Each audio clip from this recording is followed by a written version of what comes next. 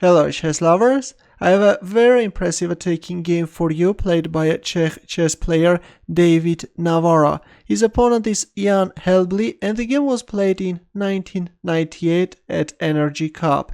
At that time Navara was only 13 years old. Navara had white pieces and he started with e4, c5 by Helbich, Sicilian defense, knight f3, d6, d4, c takes d4, knight takes d4, knight f6, knight c3, a6, black goes for Najdorf variation, bishop g5, white is choosing the main line e6, f4, bishop e7, queen f3, queen c7, white castles queenside, knight d7, bishop d3, b5, rook e1. Later this rook is going to play a very important role on this line, bishop b7, queen g3, moving away the queen from this dangerous diagonal. At some point white can bring into life this e5 idea or put pressure on g7. b4, and here we go, the first firework in this game, knight d5.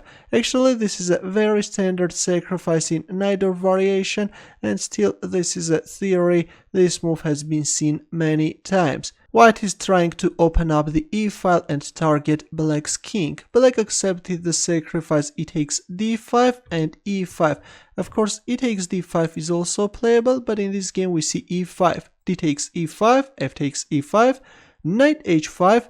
Now as you can see the queen on g3 square is hanging, but in this position Navara came up with a shocking decision. He played e6 and sacrificed the queen. Let's not forget that already Navara is a piece down, but now he's sacrificing the queen.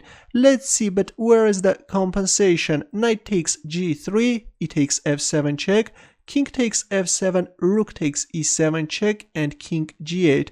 Of course not king f8 because black king can simply get checkmated. That's why after rook takes e7 check we see king g8. H takes g3, well actually rook takes g7 is also playable, though in the end of the day black is simply a rook up. As you can see, white can still create some problems for black king, but if black can defend properly, this is going to be winning. That's why after king g8 we see h takes g3, queen takes g3, and knight e6, both threatening checkmate in one, at the same time protecting the bishop. Queen e5 covering the g7 square. Here comes the second rook, rook f1. New forces are joining the attack. Knight f8 and bishop f5. Of course not knight takes f8 because black can first capture on g5 with a check and then on e7. That's why after knight f8 we see bishop f5 blocking the queen's path.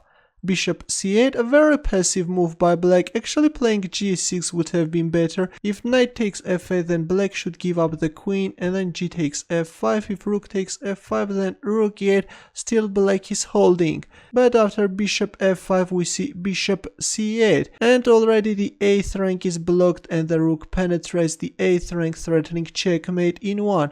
Bishop b7. Black lost a precious time and this can cost him a life. First we saw bishop c8 and then bishop b7. Now white is landing a heavy punch, bishop g6. And already there are so many mating threats. Queen f6, already black is giving up the queen. By the way, if a move like h takes g6 then simply rook f8 check followed by rook h8 checkmate. That's why we see queen f6 and white is simply grabbing this poor queen. G takes f6, of course rook takes e8 could have prolonged the game, though in the end of the day white has a huge advantage. White pieces are very active and black is in trouble.